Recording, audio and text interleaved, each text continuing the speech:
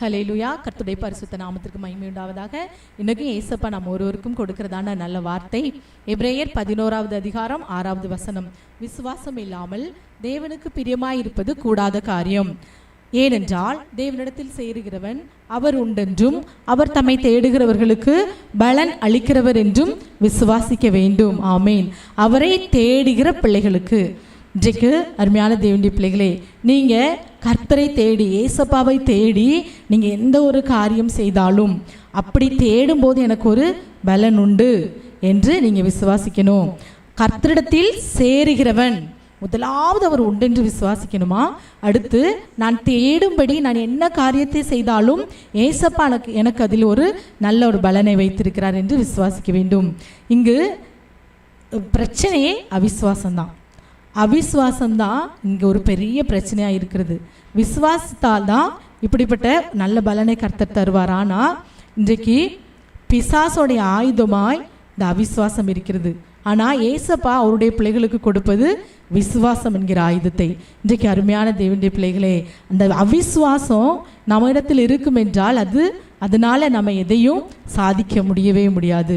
இன்றைக்கு கர்த்தரை தேடும்படி நீங்கள் என்ன காரியங்கள் செய்கிறீர்களோ, இன்றைக்கி ஏசப்பாவை தேடும்படி அவரிடத்தில் சேர்ந்து என்ன செய்கிறோம்? நல்ல வேதத்தை எடுத்து படிக்கிறோம், ஜெபிக்கிறோம், அடுத்து ஆலயத்துக்கு போகிறோம். இப்படிப்பட்டதான காரியங்கள் எல்லாம் ஏசப்பாவை தேடி. சொல்லப்போனால் இந்த மாதிரியான நல்ல வார்த்தைகள், ஏசப்பாவுடைய வார்த்தைகளை கேட்பதும் கூட அவரை தேடும்படி அவரிடத்தில் சேர்ந்து வந்திருக்கிற உங்களையும் சொல்லலாம். நீங்களும் கூட இன்றைக்கி அவரை தேடும்படி தான் இந்த நிகழ்ச்சியை அருமையாக நீங்கள் பார்த்து கொண்டிருக்கீங்க.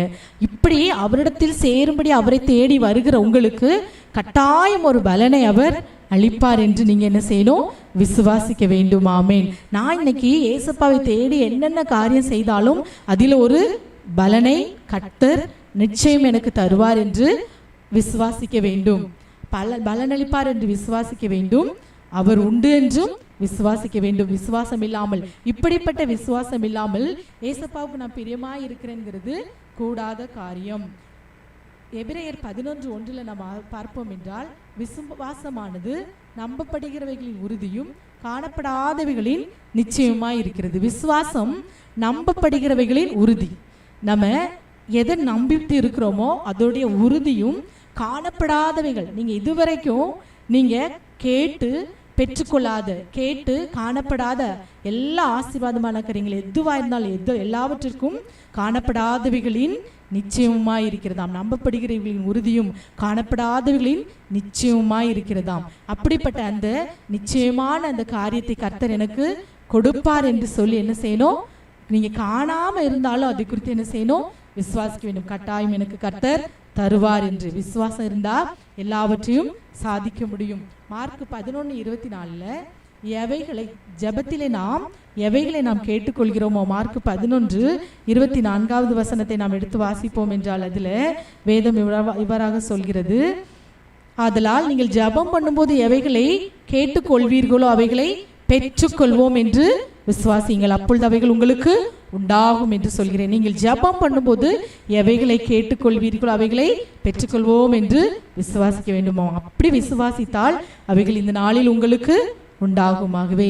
இன்றைக்கு முக்கிய தேவை நமக்கு விசுவாசம் தான். விசுவாசத்தோடு அவரை தேடுவீங்கன்னா, அவரை தேடுகிற பிள்ளைகளுக்கு வேதம் சொல்கிறதான தேடுகிற பிள்ளைகளுக்கு கட்டாயம் பலன் அளிப்பார் என்கிற அந்த பலன் இன்னைக்கு உங்களுக்கு கட்டாயம் கிடைக்குமாகவே. எல்லாரும் நம் கண்களை மூடி ஜெபிப்போமா? இயேசுப்பா, இந்த நாளிலும் நீர் கொடுத்த நல்ல வார்த்தைக்காக உமக்கு ஸ்தோத்திரம் அப்பா.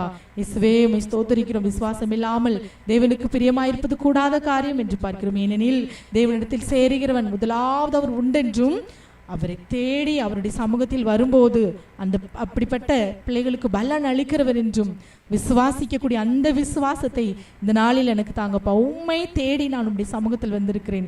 எனக்கு கட்டாயம் உம்மை தேடுகிறவர்களுக்கு கிடைக்கக்கூடிய அந்த பலன் என்கிற அந்த ஆசீர்வாதத்தை இந்த நாளில் எனக்கு தாங்க அப்படி என்று சொல்லி எல்லாரும் இங்கே கேட்பீங்களா? இயேசுப்பா, இந்த வேலையிலும் கூட கர்த்தாவே என்னோடு கூட சேர்ந்து ஜெபிக்கிற ஒவ்வொரு பிள்ளைகளுக்கும் இந்த நாளில் கொடுத்த வார்த்தையின்படி உம்மை தேடுகிறவர்களுக்கு நீர் ஒரு நல்ல பலனை நீர் வைத்திருக்கிற கிருபைக்காக ஸ்தோத்திரம். அந்த நல்ல பலன் இந்த நாளில் என்னோடு சேர்ந்து விசுவாசத்தோடு ஜெபிக்கிற ஒவ்வொரு பிள்ளைகளுக்கும் இயேசுவின் நாமத்தில் உண்டாகும்படி நாங்கள் ஜெபிக்கிறோம் தகப்பனே. அப்பா உம்மை ஸ்தோத்திரிக்கிறோம். தொடர்ந்து உம்மை தேடி உம்மை சேர்ந்து அதனால் கிடைக்கக்கூடிய எல்லா ஆசீர்வாதத்தையும் பெற்றுக்கொள்ள நீர் இந்த நாளில் கிருபை செய்யுங்க. பெரிய காரியங்களை செய்யுங்க. சகல துதி கன மகிமை உமக்கே செலுத்துகிறோம். இயேசுவின் நாமத்தில் ஜெபிக்கிறோம் நல்ல பிதாவே, ஆமேன்.